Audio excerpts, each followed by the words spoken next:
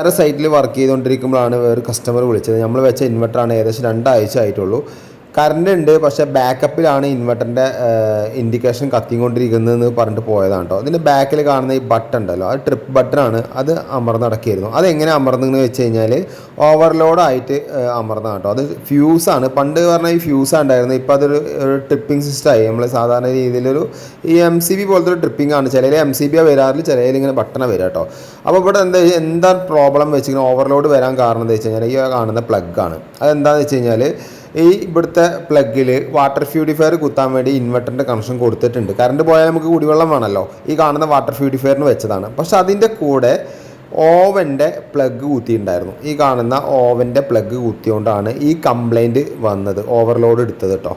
അപ്പോൾ ഇതിന് തൊട്ടപ്പുറത്തൊരു വേറെ പ്ലഗ് ഉണ്ട്. ഞാൻ കസ്റ്റമറുടെ അടുത്ത് പറഞ്ഞിട്ടുണ്ടായിരുന്നു, അവിടേക്ക് മാറ്റി കഴിഞ്ഞാൽ ക്ലിയർ ആവുന്നതാണ്.